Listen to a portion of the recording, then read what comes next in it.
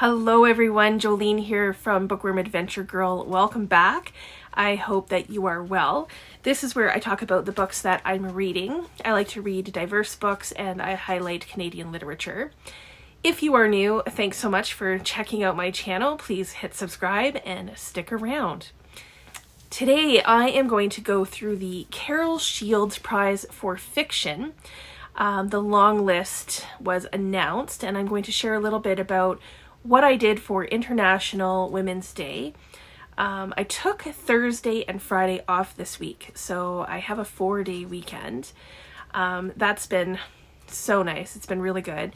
And it is definitely book prize season. There's been a lot of talk of the Women's Prize, both for fiction and nonfiction this year, which is neat. The Booker, the International Booker is coming up. Canada Reads just finished this week. So there's just been a lot of buzz about books and book prizes. The Carol Shields Prize for Fiction is only in its second year, and this prize is awarded to Canadian or US women or non-binary writers. And the winner receives $150,000 US. So this prize means business. There are 15 books on the long list, so I thought that we could take the time and go through it together. The first 5 books are the books that I know the most about. I've only read one book from the list, and that is The Future by Catherine Ouriou. This is translated from the French by Susan Ouriou. If you follow Canada Reads, or if you watched my videos and posts in the last little while about Canada Reads, then you already know that The Future won Canada Reads this year. So Catherine Ouriou and Susan Ouriou are having a really great week. This is a dystopian novel with magical realism that is supposed to be a reimagined history of Detroit. Gloria is the main character, and she is searching for her 2 granddaughters who have gone missing after their mother dies. There's a community of children in the forest who have kind of made their own society. It's not a book for everyone. I was actually surprised to see it on the list, but happy to see Canadian translated work represented for sure. Next is a book that I think everyone's heard of, Birnam by Eleanor Catton. This was shortlisted for the Giller Prize in 2023, and I started it, but then I never did get back to it. I never finished it. It wasn't really holding my attention at the time. It's a book about environmental issues, which is normally something that I would be interested in, so perhaps I need to just give it another try. Chrysalis by Anuja Varghese. This is a short story collection that has already won a couple of awards here in Canada. And I've heard really good things about this collection.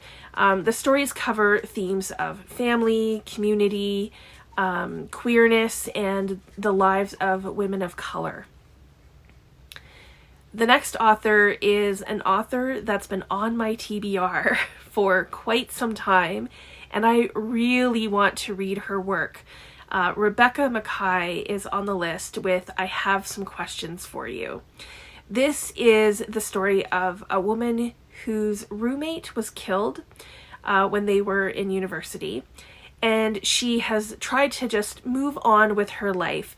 But when she is asked to go back to the university to teach, she's asked to teach these courses, and she is confronted with the case all over again.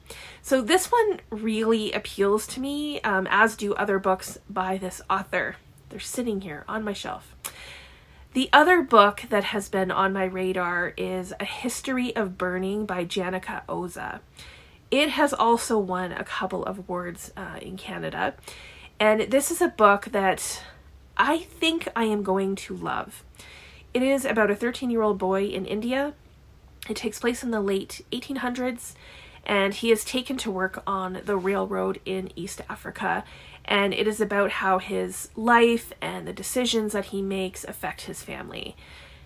That's kind of a surface level description, but I know that it is a family saga, and it's one that I don't want to know too much about before really experiencing it.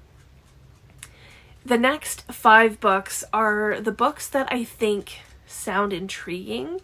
The first one, I love the cover, Cocktail by Lisa Alward. This is a debut collection of short stories, and I'm always on the lookout for a really good short story collection, and this one might be my next favorite. I'm hoping and keeping my fingers crossed for that. Another cover that I think is beautiful is Dances by Nicole Cuffy. This is about the first Black ballerina in the New York City Ballet who deals with feelings of not belonging and has to figure out some things from her past. The next book people might be more aware of because it was also longlisted for the Women's Prize, so that's interesting to me. And it is Brotherless Night by Vivi Ganeshananthan. I hope that's right. This is set in Sri Lanka, which is a setting that I need to read more about. And the main character is 16-year-old Sashi. She wants to become a doctor, and I think this book is going to rip my heart out.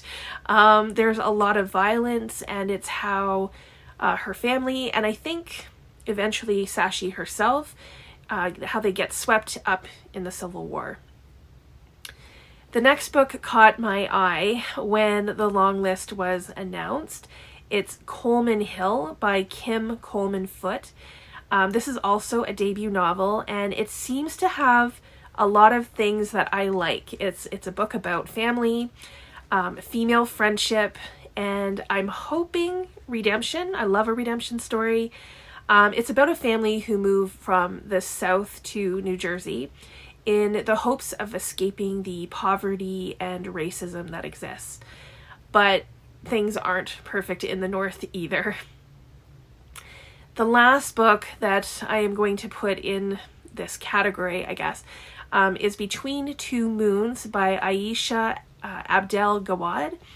This book appeals to me for, I think, similar reasons that Coleman Hill appeals to me.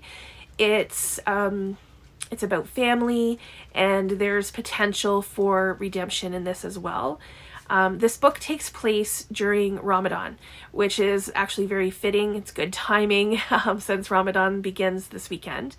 And it also sounds like a bit of a coming of age story. It has a summer vibe, and it also seems to deal with, I would say, important and intense themes, especially Islamophobia. So that leaves 5 more books on the list. And one that I think deserves an honorable mention for intriguing books is A Council of Dolls by Mona Susan Power. This is about the Dakota peoples and about Indian boarding schools, which we would call residential schools here in Canada. And if you watch my channel, you know that this is a topic I read a lot about, mostly from a Canadian perspective. So it's good to see that it's getting some attention south of the border too.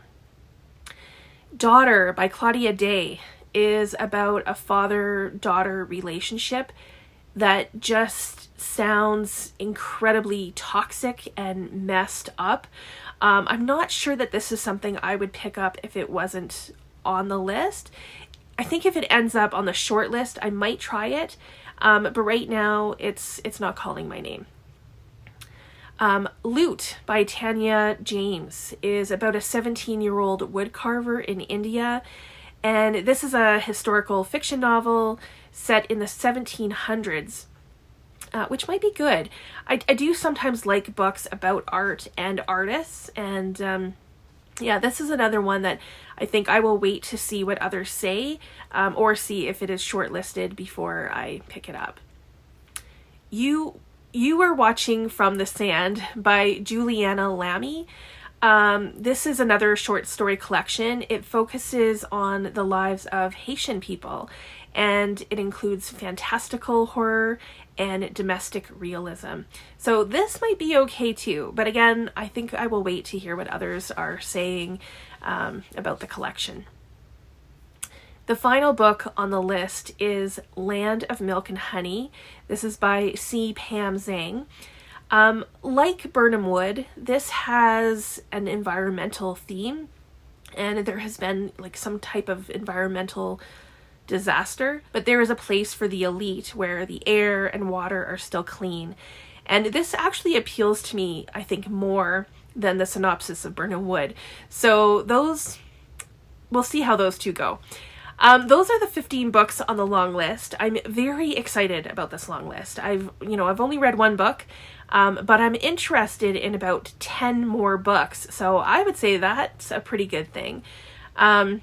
The shortlist will be announced on April the 9th. So about a month before we know the 5 books that will be selected.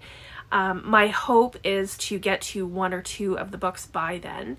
And then the winner will be announced on May 13th. So we will have a couple of months to get some reading done. I do hope to read the short list. And I'm looking forward to following along with this prize a little bit more closely this year than I did last year. So as I said, I had the day off. So after checking out the Carol Shields Prize for Fiction, I had some breakfast, and I have to tell you, okay, so I made some poached eggs in my new awesome gadget that I have to tell you about. Because if you love eggs, then I highly recommend the Dash. I've been using it a lot ever since I got it a few weeks ago. And this is not sponsored. This is not a commercial or anything. This is just one of my favorite things lately that I am loving. And it makes perfect eggs. You can do soft boiled, medium, hard boiled. You can do omelets and poached eggs, which I love. So another favorite thing, obviously, is going to the bookstore. And I brought about 30 plus books to one of my favorite independent bookstores. You may have seen some shorts that I've been putting out about books that I've been unhauling. So I headed over to the Next Page in the Inglewood neighborhood. I love that neighborhood. And I love this bookstore. And I decided that I would be able to get 2 or 3 new books for free from the used books that I was bringing in. And since it's my birthday weekend, I decided that I would also treat myself to 2 books. So since it was International Women's Day, I made kind of a pact with myself that I would only get books written by women. So I made a list, and the list that I had for potential buys were And Then She Fell by Alicia Elliott. This is the book that I am most excited about from the Women's Prize long list, and it's been on my wish list basically since it was published. A History of Burning by Janika Oza, which is one that I would say most excited about from the Carol Shields Prize. Another one from the Carol Shields Prize that I put on the list for my potential list was I Have Some Questions for You by Rebecca Makkai. I'm not sure how she says her last name. I included last year's winner of the prize, When We Were Sisters by Fatima Asghar, and a book that's been on my radar for quite some time. I put Mornings in Jenin by Susan Abulhawa. I don't know if I'm saying that correctly, so I put that on the list.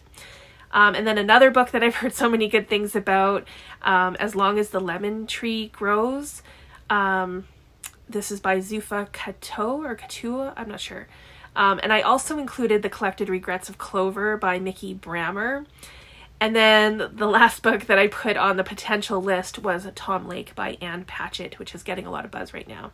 So I had 8 books on my potential list of the 5 books I was allowing myself to purchase or to get. So how did it all go down? Well, here's what made it home with me. And Then She Fell by Alicia Elliott. I have been waiting and waiting for Alicia Elliott to publish something else since her collection of essays. That's called A Mind Spread Out on the Ground, and I loved that collection. So I cannot wait to get into this. Alicia Elliott is Mohawk, and she writes about Indigenous people and mental health. I also picked up I Have Some Questions for You by Rebecca Makkai. I was happy to see this in paperback. They did have a history of burning, but it was in hardcover, and I'd much prefer, if I can, to get the paperback, so I did leave it behind. So I ended up grabbing The Story of Us by Catherine Hernandez. This is going to sound a little crazy, but I heard her talking about her new book. Her next book, she was talking about it on Instagram. It's called Behind You, and it's coming out on May 7th. And it is about a serial killer, but focuses on the people who survived and didn't survive. And the serial killer's name is never mentioned. And like, oh man, do I want to read it. But I want to read her backlist first. So I've already read Scarborough, which I loved, and I have Crosshairs on my shelf, and now I have The Story of Us. So the plan is to read the two that I haven't, and then be ready in May when her next book is published. I'm so excited about it. I can't wait. And that makes this one a real priority.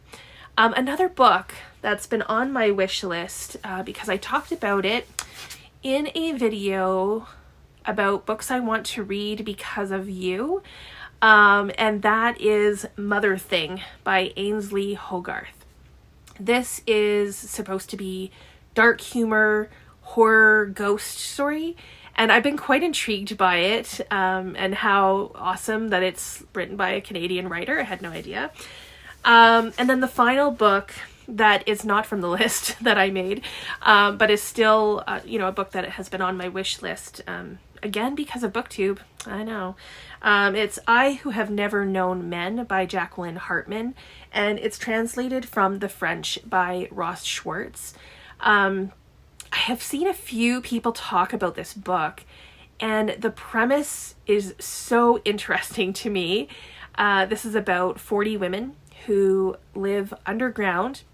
They are imprisoned in a cage, and they have no memory, why they are there, how they got there.